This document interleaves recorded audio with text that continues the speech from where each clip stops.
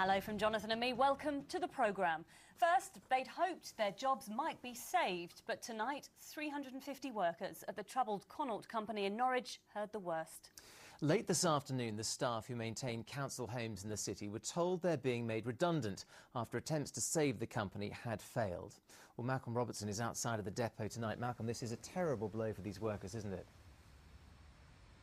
It certainly is, yes. A lot of sad, disgruntled and very angry staff who walked out of this depot less than an hour ago. 350 of them made redundant. They worked for the firm Connaught Partnerships, which went into administration last week, just 5 months after being awarded the contract to maintain and repair council houses in Norwich. And those angry staff are very angry, particularly at the City Council, for awarding that contract in the first place.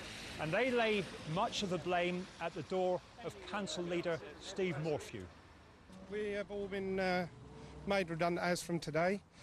We believe that has been unfair. We've been shafted by the council.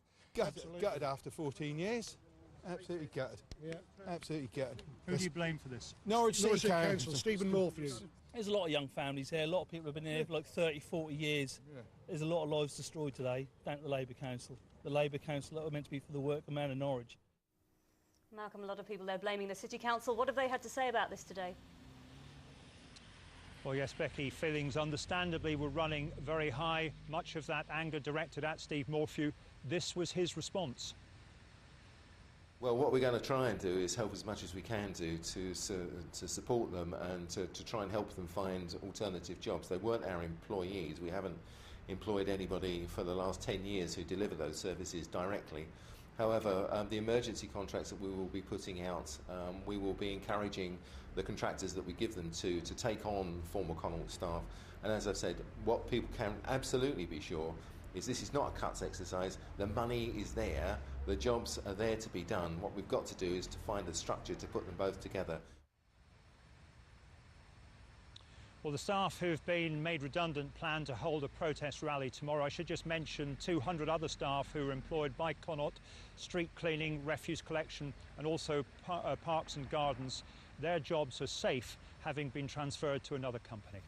All right, Malcolm Robertson, thank you very much indeed for that. Well, a very cruel blow for those workers at Connaught. And tonight, warnings from the unions of far more misery in the jobs market in the months to come. The TUC conference heard that government spending cuts would make Britain a darker and more brutish place. Today, the unions backed joint industrial action, while local activists here pledged to do all they can to oppose the cutbacks. So then, could we be heading into a new era of industrial unrest? Well, Martin Stew has this report now. In 1978, the union strikes brought the country to its knees. Today, 32 years on, the unions warn the government to think again about public sector cuts or face another winter of discontent. Cut services, put jobs in peril and increase inequality. That's the way to make Britain a darker, brutish, more frightening place. Brendan Barber's anger is shared by those at grassroots. In Norwich, they formed their own coalition against the cuts. According to the GMB union, hundreds of job losses have already been announced or in the pipeline in the east, including 500 at Luton Borough Council, 180 at Norfolk County Council, 400 at Southend University Hospital, 71 at Addenbrooke's Hospital in Cambridge, and 300 at Cambridgeshire County Council. Do you think the strikes could be on anywhere near as big a level as, say, the winter of discontent? Absolutely. My feeling is that's what we need. If this government's going to carry on going through with what it wants to, we're going to look for that sort of response. We'll be encouraging our members to really put themselves on a war footing. At the University of East Anglia, there's a growing concern over what the coming cuts could mean for students, lecturers and researchers. We're committed to our student experience. We want to protect that. I don't think anyone seeks a strike or anything like that. So at the moment, I would say morale is high, but anxiety is also high. Firemen in Essex are planning industrial action over cuts to frontline services.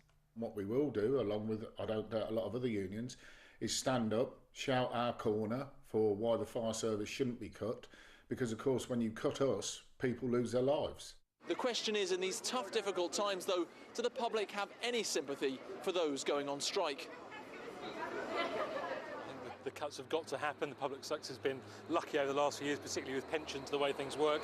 And you have to take the good with the bad sometimes. It's a legitimate way to show protest, always has been, yes, there's no doubt about that. Every man has a right to use his labour as and how he wishes. I think it's a good idea in theory, but I'm not sure that strikes will really help the situation. While the detail of the cuts is not yet clear, their scale is, as is the determination of the unions to fight them. Martin Stew, Anglia News in Cambridge. Well, let's join our political correspondent Matthew Hudson in Westminster for us tonight. Matthew, when you hear words like going onto a war footing, it makes you think that there could be stormy times ahead, most definitely. Storm is the word, Jonathan. The mood down here at Westminster is pretty grim. One anonymous government minister doing a private Fraser in the Sunday papers. We're all doomed. Now, admittedly, he was talking about the government's popularity, but a lot of people outside Westminster will share that feeling. Now, the big question, of course, is what will this mean for the coalition? The government says that these cuts are necessary, that it has the stomach to see them through. My job at the moment is to try to communicate with them, to have a dialogue with them, not to have a punch-up. We don't need that. I think deep down they understand, as the wider public understands, that these public expenditure cuts are necessary, not doing them because we want to. We don't want to make ourselves unpopular, we have to do it. So that's the government's view, but not all backbenchers agree. Bob Russell is MP for Colchester. He's a Lib Dem and therefore a member of the coalition. But today he told the Chancellor of the Exchequer he needed to do more to help some of society's most vulnerable people.